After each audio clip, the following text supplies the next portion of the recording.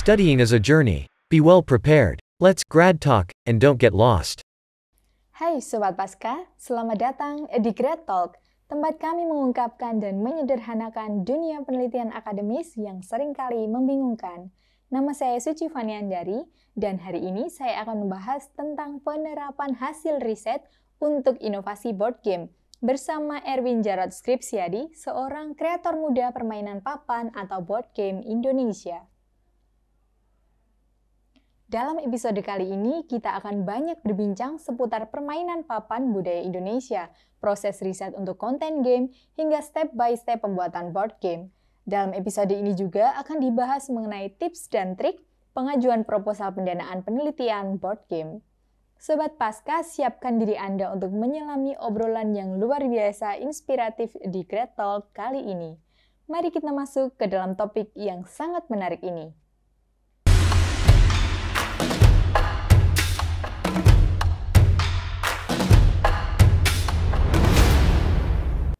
Sobat Pasca, saat ini kita sudah bersama narasumber kita, seorang kreator muda permainan papan atau board game Indonesia, yaitu Mas Erwin Jarod Skripsiadi.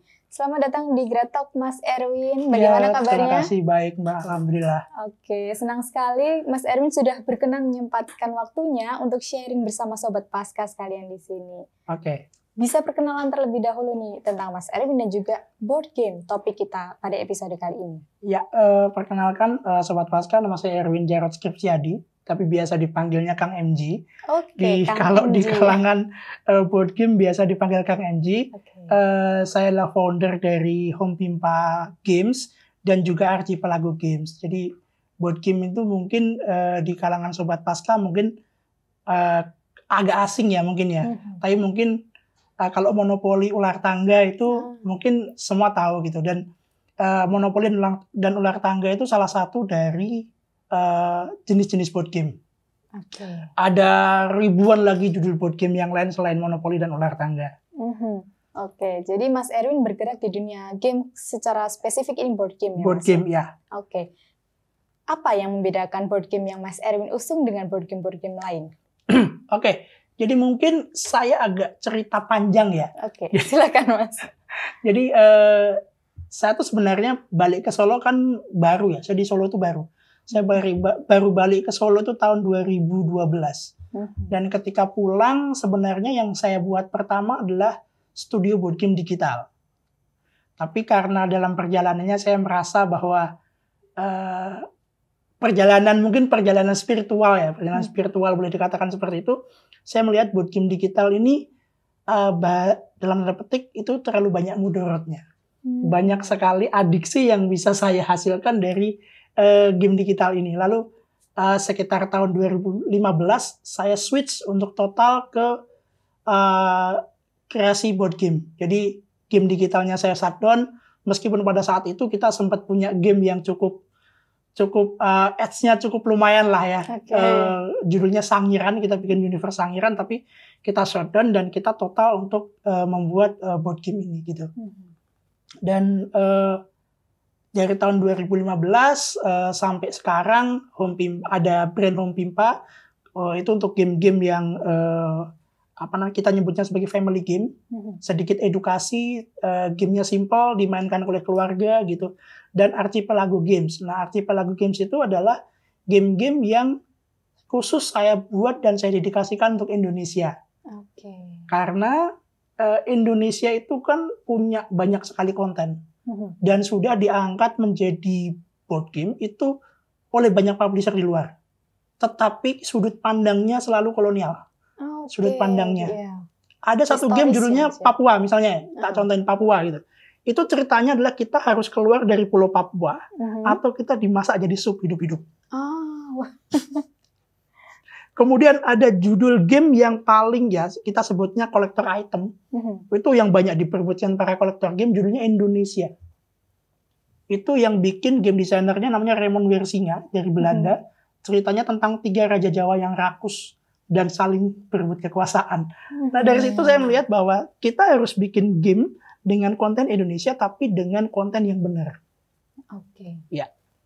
Tadi berarti memang basicnya tentang tidak hanya kebudayaan, mas, tentang sejarah Indonesia juga. Iya, iya.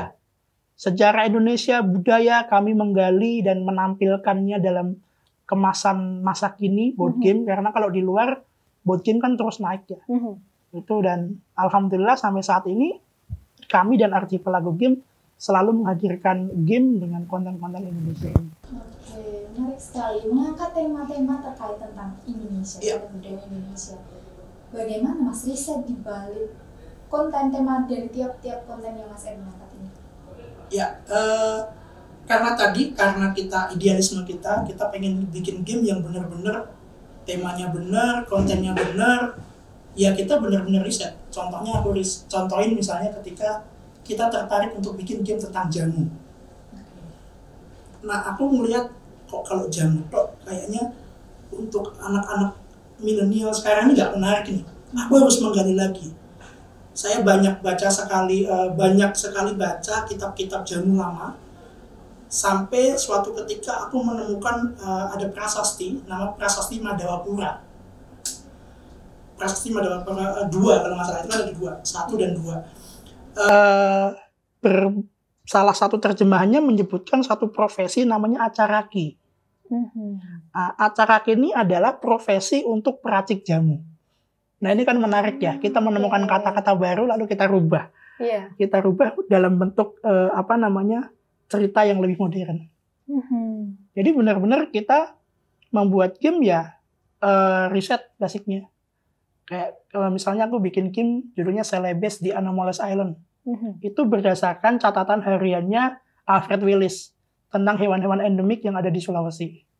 Oke. Udah bergerak sampai ke Sulawesi, sejarah dari Sulawesi juga ya Mas? Iya. Oke, ini memang basicnya Mas Erwin ini dari sejarah atau bagaimana ini Mas cerita awalnya? Kebetulan selain game designer juga saya peneliti. Oke. Banyak bantu untuk riset intangible cultural heritage gitu. Jadi beberapa riset yang menarik saya jadikan game. Oke, menarik sekali. Tadi Mas Erwin cerita kalau untuk perubahan menjadi board game yang konvensional di sini itu mulai dari 2015 ya Mas, lepas dari digitalisasi. Ya. Sedangkan kan saat ini games yang berkembang saat ini banyak sekali yang arahnya ke digital game online dan lain sebagainya. Bagaimana Mas Erwin mempertahankan eksistensi board game ini agar tetap menarik bagi masyarakat? Oke. Kalau di market Indonesia terus terang kita berhadapan dengan ya ini mungkin keprihatinan kita bersama. Tingkat literasi kita kan rendah ya. Sedangkan board game ketika kita mau main board game, kita harus baca rules. Baca aturan main. Nah, pertama kali saya bikin game itu bersama dengan Harian Kompas tuh. Kita bikin game Pagelaran Yogyakarta, kita bikin game Celebes yang kemasannya memang harus baca rule berlembar-lembar gitu. Nah, ini mungkin buat orang Indonesia agak aneh. Ngapain sih main game kok harus capek-capek gitu. Tapi kita ngakalinya dengan selain jualan di luar, kita juga jualan selain jualan di dalam negeri, kita juga jualan di luar negeri. Oke, pemasarannya sudah internasional ya Mas? Ya, kebetulan alhamdulillah kita punya semacam office lah gitu di Bochum, di Jerman, sebuah kota kecil di dekat Dortmund. Ya, produk kita beberapa memang kita jual di Jerman, Polandia, dan Belanda. Menarik sekali. Boleh disimulasikan nih Mas, aktivitas apa sih yang dilakukan dalam permainan papan atau board game di sini?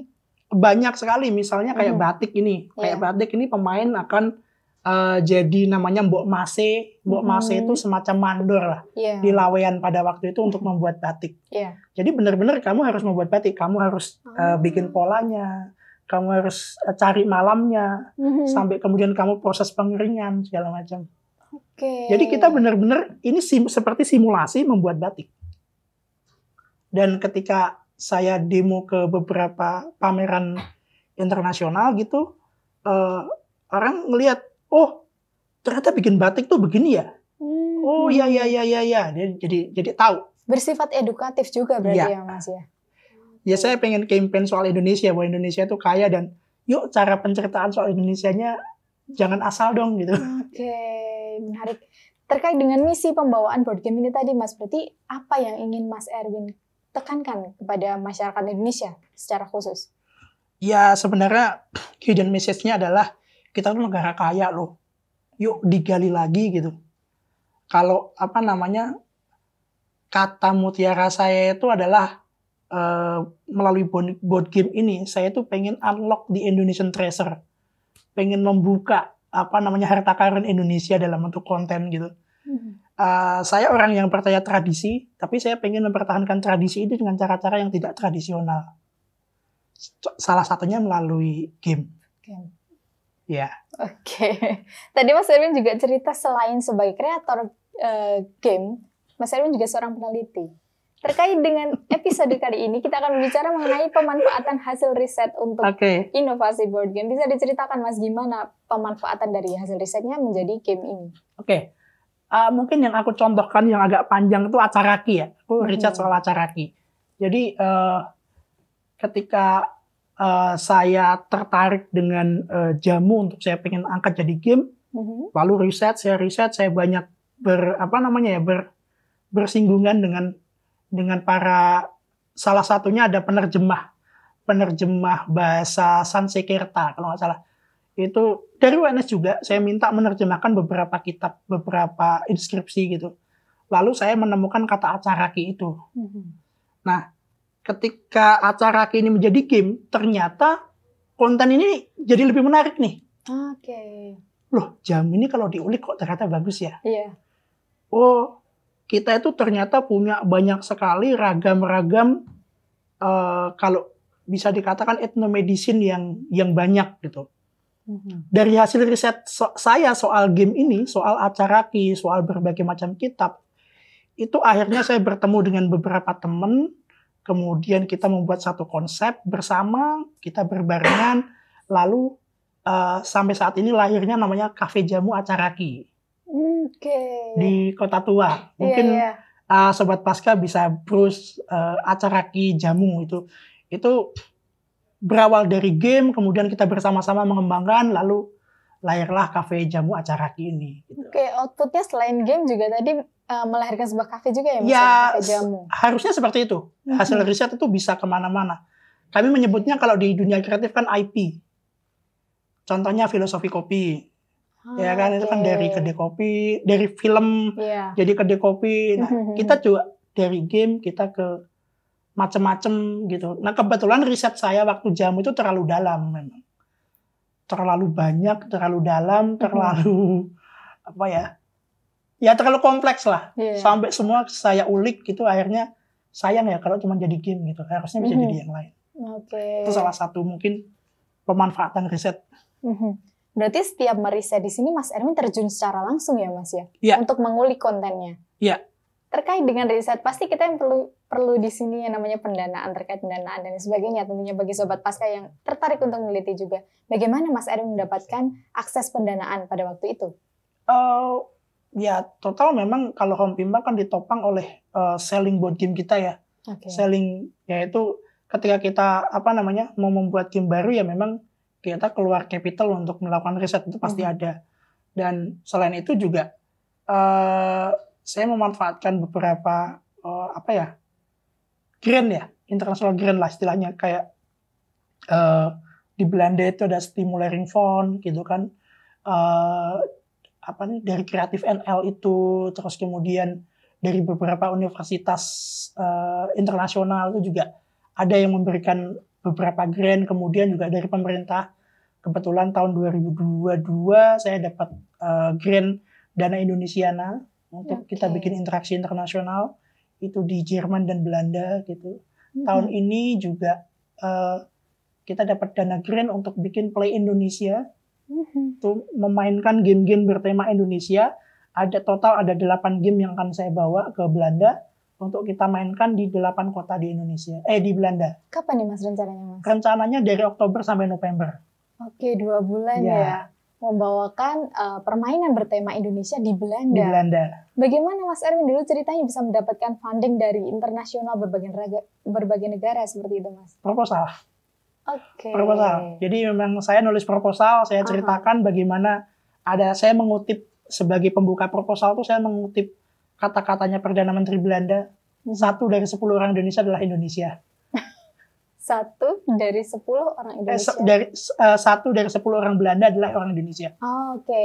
Berarti Itu kan banyak memang bener. penduduk Indonesia di Ya, Belanda gitu. dan kaitan antara Indonesia dan Belanda itu kan sangat kuat ya. Nah, saya coba kita harus terus nih mempererat hubungan. Terutama untuk generasi muda yang tidak terikat langsung dengan Indonesia. Mungkin cara ini bisa dipakai. Dan kebetulan langsung di ACC juga. Oke, luar biasa sekali Mas Erwin. Untuk mendapatkan pendanaannya secara langsung seperti itu ya Mas ya? Tentu Mas Erwin di sini tidak bergerak sendiri, ada tim gitu. Ya. Tim apa saja Mas yang terlibat dalam penyusunan sebuah board game ini? Total di Home Bimba itu ada 12 orang. Ada marketing, pasti buat ujung tombak gitu ya. Ada game designer, kebetulan saya juga salah satu game designer. Kemudian ada periset, itu yang memang khusus untuk menulis narasi sebuah game, kemudian meriset gamenya, kemudian juga mempersiapkan basic knowledge-nya, terus ada tentu saja ada layouter, designer, ada ilustrator gitu. Total ada 12 orang di Home Bimba. Untuk handling sekian banyak game. Oke. Mungkin bisa diceritakan Mas, bagaimana step by step untuk produksi satu board game seperti itu? Oke. Biasanya kita akan memulai dari semacam brainstorming. Oke. Kita mau bikin apa nih?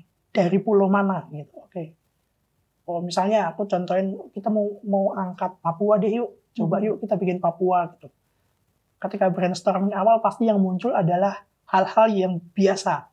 Suku Asmat, Papeda, ya sudah terkenal gitu ya Mas. Everybody knows gitu.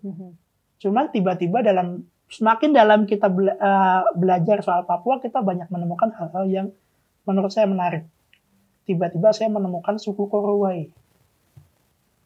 Suku yang tinggal di atas pohon.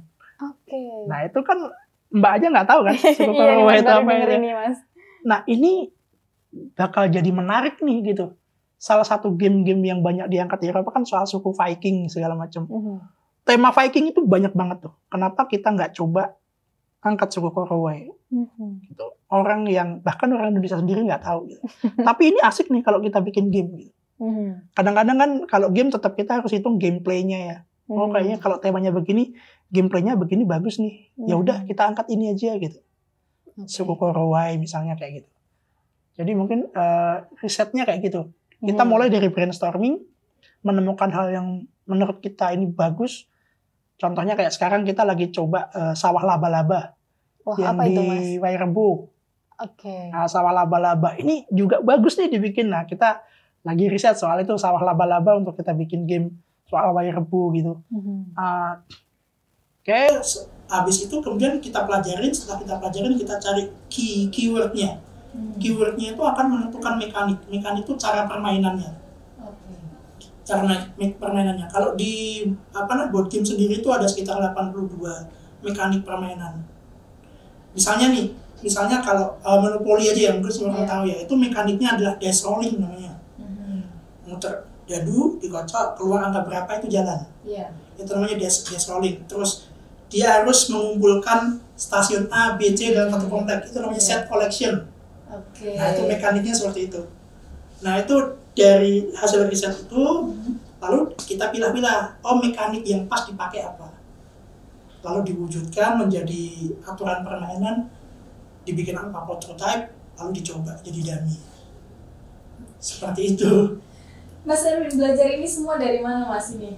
Menarik sekali nih, tentang keilmuannya nih. Ternyata ilmu dibalik sebuah game itu cukup kompleks. Iya kompleks, kalau board game memang kompleks ya. Cuman kebetulan karena saya agak suka matematika gitu, jadi agak bisa mengira-ira probabilitasnya berapa. Saya biasanya agak unik dibandingkan game designer lain di Indonesia ya, karena saya berangkatnya dari Excel biasanya. Saya otak-atik game itu dari Excel. Dari Excel saya otak-atik, ketemu probabilitasnya, jadi game. Itu setelah ketemu konsep kontennya dan juga kata-kata tadi ya Mas? Langsung saya coba, ini kira-kira kita kasih kode A. Kalau di sini nanti mediannya berapa? Gitu-gitulah. Menarik sekali. Otodidak ini Mas atau Otodidak. Otodidak dan bisa sekali. Ya memang karena saya awalnya suka main game ya. Oke, awalnya Mas Erwin Iya, sama gamer? saya lebih ke board game memang dari awal. Saya tuh nggak terlalu suka game digital. Main game digital ya paling ya PES aja sih. PS aja, itu pun saya Winning Eleven sepak bola, Football Manager kalau ketahuan umur kan jadi. Dulu Football Manager terus PS jadi yang berkaitan dengan sepak bola. Terus ketika kenal board game ya saya jadi seneng. Kenapa? Karena board game itu benar-benar ngajak kita berpikir dan bisa into banget ke dunianya gitu. Saya itu kan suka sushi ya, suka sushi misalnya. Tiba-tiba ada game judulnya Tsukiji, pasar Tsukiji itu loh. Nah itu kan seperti ngasih kita bayangan soal sushi segala macam gitu. Itu menarik banget. Dan karena saya dulu agak edik soal board game, jadi saya serap semua tuh. Oh ini mekaniknya ini gitu. Saya simpan sendiri. Karena kalau belajar juga belum ada sih di Indonesia sekolah game designer board game itu kayaknya belum ada. Jadi kalau teman-teman di sini yang biasanya atau sobat pasca yang bisa tertarik tentang game di sini ya sebagai hobi aja gitu ya Mas, jarang yang ditekuni sampai diteliti sedemikian rupa. Nah itu yang membuat sebenarnya saya membuat dulu pernah bikin namanya board game library, perpustakaan board game. Kebetulan saya itu koleksi board game dari seluruh dunia. Total mungkin ada 800-an judul game lah gitu. Nanti kapan-kapan sobat pasca bisa main ke Home Pimpa, bisa coba dari game A sampai Z itu. Oke, bisa di-share Mas lokasinya di mana mungkin bagi sobat pasca yang tertarik? Di Manahan, nanti bisa cek di Instagramnya Home Pimpa ya. Itu di kantor kami itu ada koleksi. Dulu kebanyakan kolektor kan kalau ada koleksi disimpan ya. Iya. Disimpan, ada orang lain pegang itu nggak boleh gitu kan. Kalau saya biarin aja. Udah, everybody boleh lah main game saya gitu. Secara free itu Mas? Dulu bayarnya 5.000 per kedatangan. Iya. Itu udah paling murah se-Indonesia Raya. Karena di Jakarta itu per 2 jam 25.000 kalau nggak salah. Main board game itu. Kita cuma 5.000 pada waktu itu. Oke. Berarti ini dari proses riset, menemukan konten, hingga produksi ini Mas Erwin melakukan dengan tim sendiri gitu Mas? Iya. Hingga distribusinya juga? Distribusinya kita bekerja sama. Oke, bisa diceritakan nih, Mas? Dengan beberapa distributor di luar, salah satunya Nice Game yang ada di Bochum tadi. Terus kalau produksinya kebetulan di Cina. Oke. Karena memang percetakan di Indonesia masih belum bisa mendekati kualitasnya ya dari apa yang diinginkan oleh market gitu.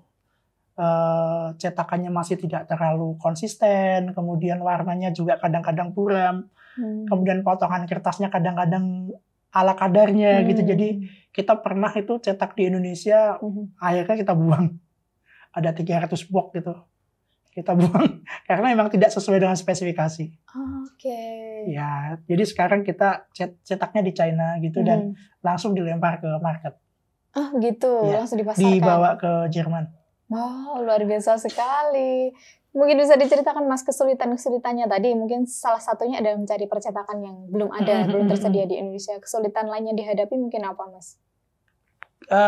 Kesulitan lainnya ya lebih di market ini ya, market Indonesia ya. Aku sih dibandingkan dengan market luar, menurutku lebih sulit jualan di market Indonesia. Begitu ya, Mas? Iya, karena tadi kita kan board game buat orang Indonesia itu sesuatu yang baru gitu. Dan kemarin ketika pandemi, kita coba dengan pemasaran digital marketing itu tidak sebaik ketika kita hadir di event. Biasanya kan sebelum pandemi, kalau di market Indonesia kita kan hadirnya lewat event-event ya. Ada orang datang, kita, oh ini board game begini cara mainnya, itu biasanya nggak ada yang nggak beli. Biasanya beli. Ya tiba-tiba pandemi, tidak ada event. Kami harus menceritakan sebuah produk baru, tersier lagi, lewat digital marketing. Wah itu sulitnya minta ampun. Jadi penjualan di dalam negeri pada waktu itu drop. Juga problemnya kita diwajibkan oleh beberapa store itu soal SNI. Soal SNI, Standar Nasional Indonesia. Ini sempat saya bantah sih, kenapa sih board game itu harus di SNI-kan gitu. Board game itu kan material base-nya dari paper ya, seperti buku. Artinya kan nggak harus SNI. Kami jangan dianggap sebagai toys. Ini bukan mainan kok. Ini permainan, bukan bukan mainan, ini permainan. Jadi toys and games itu kalau di standarnya itu kan berbeda, nomornya juga berbeda. Tapi ya masih sulit. Berarti terpentok oleh regulasi gitu. Regulasi. Ya caranya yang ngakalin sebenarnya. Yang wajib SN itu kan 14 tahun ke bawah. Jadi ya udah buat game kita turunin aja 14 plus. Oh begitu. Menarik sekali ini. Oke, padahal ini sebenarnya bisa dimainkan oleh semua usia ya Mas semua ya? usia. Ini salah satu bestseller kita nih, Mad Cat. Mad Cat. Ini tentang apa nih Mas konsepnya Mas? Matematika. Oke, belajar tentang matematika melalui sebuah game. Sebuah game. Hubungannya sama kucing apa nih Mas di sini? Jadi ini unik kenapa kita kasih judul Mad Cat itu sebenarnya berdasarkan dari Google Trend. Kalau kita cari di Google Trend, orang nyari gambar kucing lucu itu pasti nomor 1. Iya. Orang dikasih gambar kucing lucu, itu selalu senang. Makanya jangan heran kalau di Indonesia, di Solo aja itu banyak sekali kafe-kafe kucing. Betul sekali. Masuk ke kafe bayar hanya cuma main sama kucing. Iya. Kucing itu kan attract ya. Iya. Makanya ini salah satu cara. Disandingkan dengan matematika. Sesuatu yang mungkin jadi momok gitu ya Mas kadang buat anak-anak. Ya. Oke, jadi belajar matematika tidak semenyeramkan itu ya dengan game ini. Fun banget. Oke. Tadi Mas Irwin cerita bahwa penjualan di luar negeri itu ternyata malah lebih tinggi daripada kita jual di Indonesia sendiri. Ya. Kira-kira penyebabnya apa sih Mas ini? Karena kalau di sana kan sudah terbiasa ya. Board game itu sudah jadi barang umum. Board game sudah jadi kebutuhan. Dan kita nggak perlu lagi terangkan board game itu apa. Mereka udah ngerti board game itu seperti apa, dan mereka ya based on review aja mereka kan beli gitu. Jadi karena marketnya udah market yang terbiasa sebenarnya. Oke. Dan kalau ditanya kenapa Mas temanya Indonesia, apakah orang sana tahu? Mereka justru seneng loh tema-tema begini. Karena board game itu berbeda perilakunya dengan game digital. Jadi kalau di board game itu ada istilahnya, ada 2 versi, namanya Euro game, yang satu lagi namanya Ameritrash. Nah, game Ameritrash itu biasanya serang-serangan, tembak-tembakan gitulah, Amerika banget gitu. Sementara Euro game itu gamenya itu lebih membangun, berjualan, bikin civilization. Jadi banyak sekali game-game tentang civilization. Nah, sementara konten-konten kita rata-rata seperti itu temanya, Euro banget gitu. Kalau bahas mengarah sana, bikin bikin batik, dapat uang, kaya-kayaan gitulah. Oke. Bukan tipikal yang perang. Menarik sekali. Mungkin tentang tadi distribusinya di luar negeri, berarti pemasarannya di sana punya kantor sendiri juga atau? Iya, sama Nice Game itu. Oh begitu. Ya. Di negara mana aja Mas? Di Jerman. Di Jerman ya, di Bochum. Oke, ini ada beberapa contoh board game yang dibawa oleh Mas Erwin. Boleh dijelaskan nih Mas, 2 yang belum tersisa ini tentang apa? Oke. Kalau ini game anak-anak saya ini, kakak saya ini tentang sebenarnya ngajarin anak ketelitian warna dan memori. Oke, berarti untuk anak yang masih keluarga. Oke. Bapak sama harapan saya adalah game ini bisa dimainkan keluarga, jadi media bonding. Oke, jadi yang main bukan cuma anak sendiri ya Mas ini ya? Saya kalau main sama anak saya biasanya kalah. Karena anak saya lebih fokus. Oh gitu, iya bisa diceritakan Mas gimana mainnya Flash Juice jadi ini? Nanti ada dadu, ada 9 dadu diputar. Kalau ada 3 warna atau lebih, kita cepat-cepatan ngambil buah yang terasosiasi ke warna tersebut. Oh gitu, iya. Mencocokkan warna gitu ya Mas ya? Betul, warna dan bentuk. Kalau ini sebenarnya ini iseng, ini saya bagikan gratis sebenarnya. Ini tuh sebenarnya postingan Instagramnya Presiden Jokowi. Daripada cuma jadi postingan doang, saya ambil gambarnya, saya crop. Lalu saya bikin game. Game gimana Mas? Gamenya ceritanya adalah kita harus meng-hire seorang blogger untuk mereview makanan dari seluruh Indonesia. Oke. Ini saya bagikan gratis. Orang boleh print, boleh cetak sendiri. Oh, begitu. Karena ini gambarnya berdasarkan post Instagramnya Presiden Jokowi. Gitu. Iya. Berarti memanfaatkan sosial media juga ya Mas ya di sana. Wah, luar biasa sekali. Inspirasinya dari mana-mana ya Mas ya ini? Ya, Kadang-kadang begini. Oke. Ini tadi misalkan salah satu contohnya ini ada keterangannya, ini ada berapa orang yang bermain. Berarti tidak hanya dimainkan oleh satu orang ya Mas ya? Ya. Secara spesifik tadi Mas Eri menjelaskan dimainkan oleh keluarga. Keluarga. Gitu. Jadi kalau di Home Pimpa Games itu sekarang adalah game yang kita sebut sebagai family game, game keluarga. Game yang bisa dimainkan keluarga, bukan game anak-anak ya, bukan education game, bukan kids game, tapi family game. Artinya game ini memang kita desain agar antara orang tua dan anak-anak itu tidak terjadi gap. Kadang-kadang kan ada game yang dimana orang tua harus ngalah. Padahal orang tua juga butuh hiburan kan kadang-kadang ya. Betul. Nah itulah kita coba mainkan. Kita bikin game di mana orang tua dan anak yang memainkan itu akan terjadi imbang. Orang tua tidak harus mengalah. Itu yang kita sebut sebagai family game. Ya salah satu inspirasi saya kan ada budaya di Jerman namanya Spielabend, malam bermain. Jadi keluarga-keluarga di Jerman tuh kalau selesai makan malam itu mejanya dibersihin, terus main game bareng. Sambil main game bapaknya nanya, kamu tadi di sekolah ngapain? Ini ngapain gitu. Nah, jadi game jadi semacam media bonding keluarga gitu loh. Nah itu sebenarnya mimpi kami adalah game-game kami bisa jadi media bonding keluarga di Indonesia. Keluarga-keluarga di Indonesia setelah selesai makan, nggak kemudian asik dengan gadgetnya sendiri-sendiri atau nonton TV segala macam ya.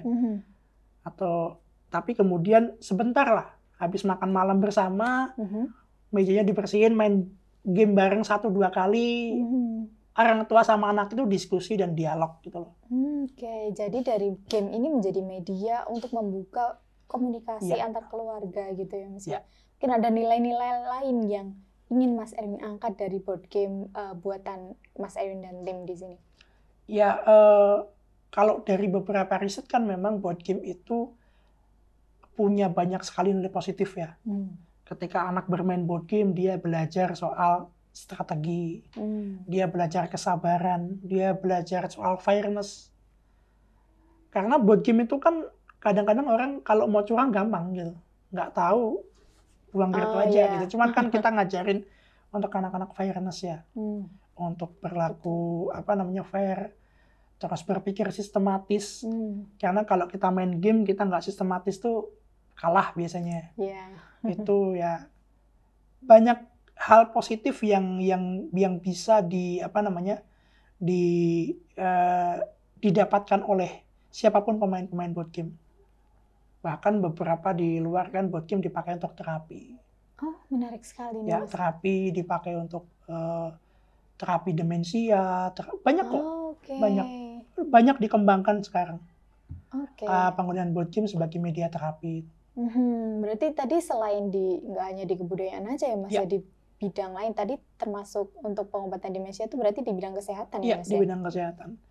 Kami juga sedang mengembangkan satu game hasil risetnya dokter. Dokter ini kebetulan juga lulusan UNS. Namanya Dr. Risan, itu juga tentang basic life support. Basic life support, henti jantung, kemudian tenggelam. Jadi karena kan pengetahuan basic life supportnya orang Indonesia ini agak lemah ya. Jadi, anak ini henti jantung harus diapain? Dia pingsan harus digimanain? Ini kan butuh campaign. Nah mungkin ini salah satu campaign yang bisa digunakan. Kita membuat satu game judulnya Wake Up Gulliver. Ya, jadi tentang basic life support, ngajarin basic life support. Itu sih. Intinya dari semua bidang itu bisa ya Mas masuk diimplementasikan ke dalam sebuah game atau permainan seperti itu. Bisa. Bahkan pengajaran HAM, hak asasi manusia, itu juga dilakukan lewat board game. Berarti ini levelnya untuk yang sudah dewasa ya Mas ya? Tidak. Kemarin kan kita diminta oleh Komnas HAM mendesain game untuk kampanye HAM di tingkat anak-anak. Oh, menarik sekali. Anak-anak seumur SD gitu Mas? Iya. Kebetulan namanya kan Super Duham. Dia Komnas HAM itu punya IP namanya Super Duham. Nah kemarin Komnas HAM meminta bisa nggak ini dijadikan sebagai game gitu. Kemarin sudah kita develop dan hasilnya cukup baik gitu. Dibawa ke roadshow ke beberapa daerah dan demand-nya cukup tinggi. Oke. Pernah juga saya pada waktu itu masih di asosiasi board game itu dimintain tolong KPK untuk Buat bikin tentang game apa nih, Mas? soal campaign korupsi. Oke. Nah itu salah seorang anggota KPK itu sempat cerita di emailnya KPK itu nomor 1 adalah whistleblower, pengaduan. Iya. Nomor 2 permintaan board game. Oh begitu? Iya.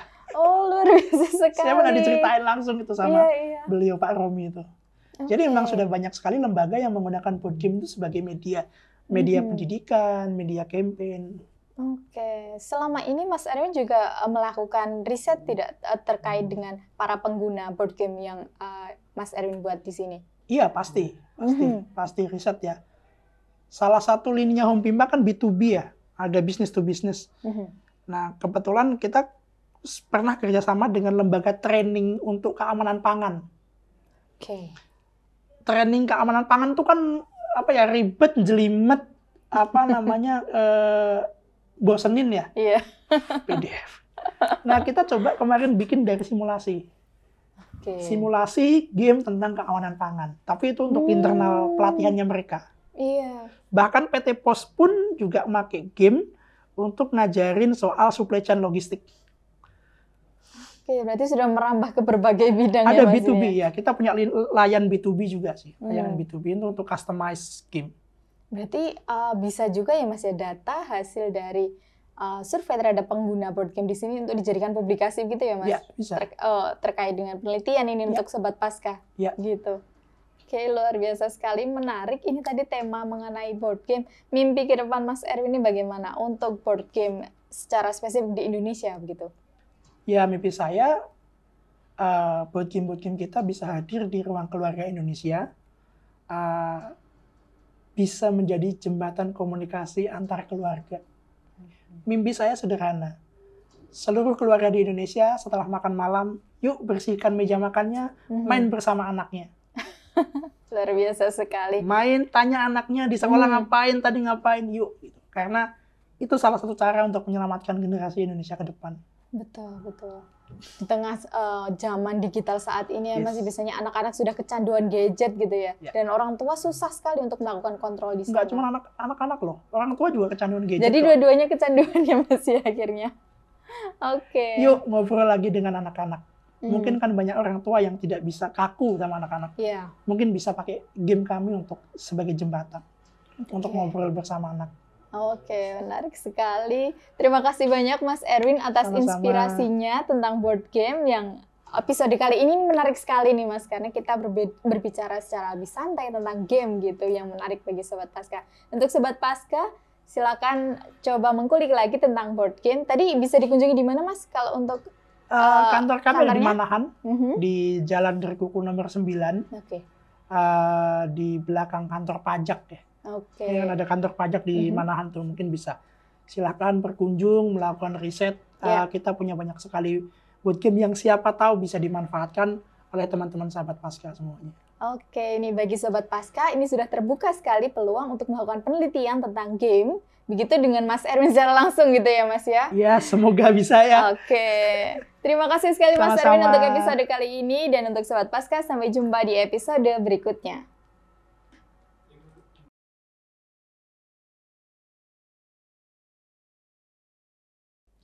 Sekian obrolan inspiratif Great Talk kali ini.